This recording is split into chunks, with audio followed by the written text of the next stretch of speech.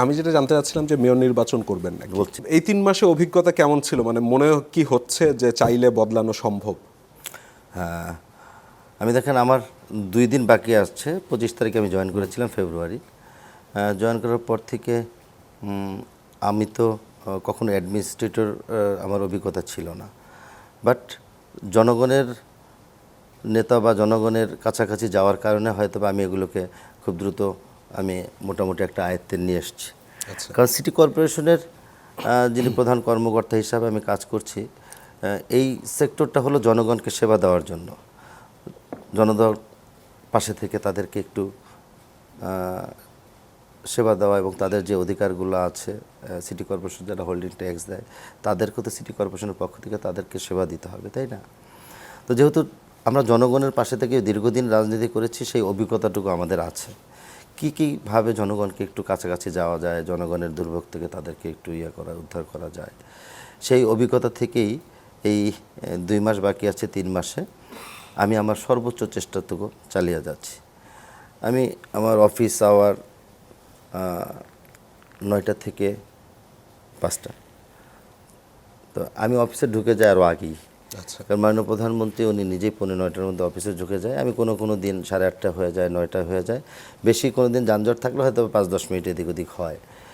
তো সেই ক্ষেত্রে কাজটাকে খুব মনোযোগ সহকারে করারই চেষ্টা করছি এবং জানার চেষ্টা করছি যে এই সিটি কর্পোরেশনে আমার বর্জ্য ব্যবস্থাপনাকে ক্লিয়ার পরিষ্কার করার জন্য কতজন কর্মী আছে, আমার মশক নিয়ন্ত্রণকে রাখার জন্য মশক কর্মী কয়জন আছে এবং জলাবদ্ধতা নিরসনকল্পে কারা কারা কাজ করছে।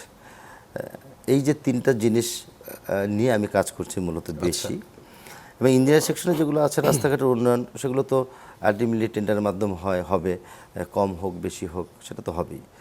তো আমি যেটা এখন করার চেষ্টা করছি যে জনদুর্ভোগ কমাতে, যেটা খুব অগ্রাধিকার ভিত্তিতে কোন কোন কাজগুলো আমার করা উচিত, আমি সেটার উপরে ভিত্তি করে কাজগুলো করার চেষ্টা করছি। এই সামনে তো মানে যেহেতু ঘোষণা দিয়ে দিয়েছে মেয়র ইলেকশন হতে যাচ্ছে, তো সেই মেয়র ইলেকশনে কি দাঁড়াচ্ছেন নাকি?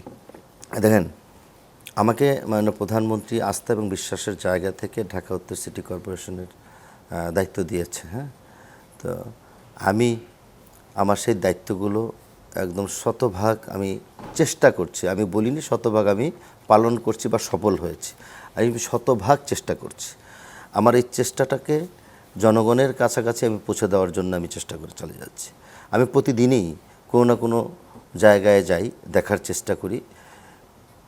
প্রতিটি দিন আমার অফিসে বিভিন্ন এলাকা থেকে, আমার 54টা ওয়ার্ড, প্রতিটা এলাকা থেকে বিভিন্ন কমপ্লেন নিয়ে আসছে আমার এই রাস্তার এই বেহাল অবস্থা, আমার ড্রেনেজ ব্যবস্থা ভালো না, আমার সুয়ারেজ ব্যবস্থা ভালো না, আমরা মসজিদের নামাজ পড়তে গেলে একটু বৃষ্টি হলেই পানি হয়ে যায়।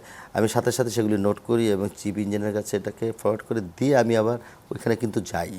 আচ্ছা, আমি যাই, যেটা খুব তাৎক্ষণিকভাবে আমাকে সমাধান দেওয়ার দরকার সেটা আমি ওখানেই দিই।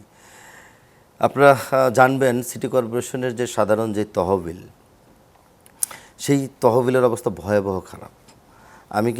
আমি দায়িত্ব নেওয়ার পর সেই তহবিল নিয়ে কথা বলেছিলাম এবং সেই ব্যাখ্যাটুকু সিটি কর্পোরেশনের পক্ষ থেকে কিন্তু আমি দিয়েছি। এখনই আমি অর্থনৈতিক সংকটে কিন্তু আছি, খুবই ভয়াবহ একটা সংকটে আছি। কী কারণে হয়েছে এটা, গত অর্থ বছরে যিনি দায়িত্বে ছিলেন তিনি একটা উচ্চবিলাসী বাজেট করে গেছেন।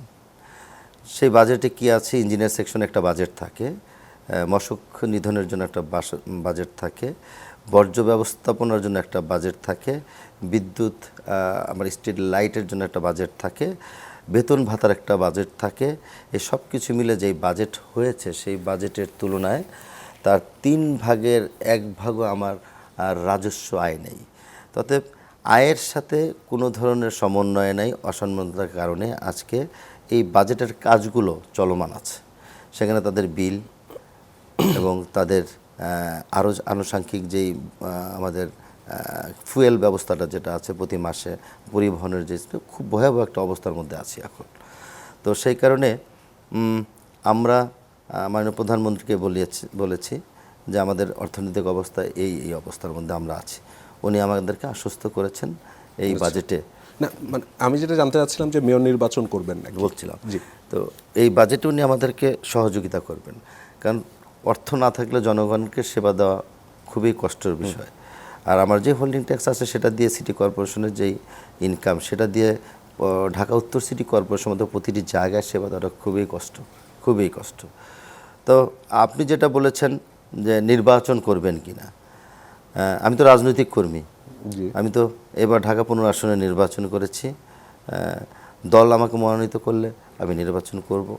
আর দল যদি সিদ্ধান্ত অন্যভাবে অন্য আঙ্গিকে নেয়, আমি সেই দলের সেই সিদ্ধান্তকে মেনে আমি দলের পক্ষে কাজ করব। কিন্তু ধরেন দল সিদ্ধান্ত নিল আপনি দাঁড়াবেন, এবং তখন যদি আপনি মেয়র ক্যান্ডিডেট হন, এখন যেহেতু প্রশাসনিক শক্তিটা আপনার রয়েছে, অর্থাৎ মানুষের কাছে যাবার সুযোগটা আপনার সরকারিভাবেই যাবার সুযোগ রয়েছে, তা আপনি অন্য ক্যান্ডিডেটদের চেয়ে কিছুটা এগিয়ে থাকছেন না সেই ক্ষেত্রে? আমি যেহেতু চলমান লেভেল আছি, প্লেইং ফিল্ডটা নষ্ট হচ্ছে না এই ক্ষেত্রে? লেভেল প্লেন ফিল্ড নষ্ট হওয়ার কোনো কিছু দেখছি না আমি। আচ্ছা। কারণ কাউকে না কাউকে তো নগরের দায়িত্ব নিয়ে কাজ করতেই হবে। সেটা আমাকে দায়িত্ব দিয়েছে বিধায় আমি করছি, অন্য কাউকে দিলে সে তো একই করতো। তো এই বিষয়ে লেভেল প্লেন ফিল্ড নষ্ট হবে বলে আমি মনে করি না। পরিষ্কার। তো নির্বাচন যখনই হোক, আমাকে দায়িত্ব দিয়েছে, আমি আসলেই জনগণের কাছাকাছি যেয়ে জনগণের কাজে চেষ্টা করছি কিনা, জনগণকে ঠিকভাবে আমি বোঝাতে সক্ষম হচ্ছে কিনা, কিংবা নগর উন্নয়নের ক্ষেত্রে আমি কতটুকু বলিষ্ঠ ভূমিকা পালন করছি কিনা, আমার শতভাগ চেষ্টা আছে কিনা, হ্যাঁ, এই বিষয়গুলোকে তো সামনে থাকবে অবশ্যই।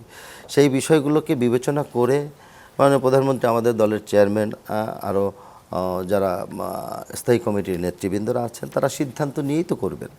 সেই সিদ্ধান্তে যদি আমি সফল হই, আমাকে মনোনীত করবেন।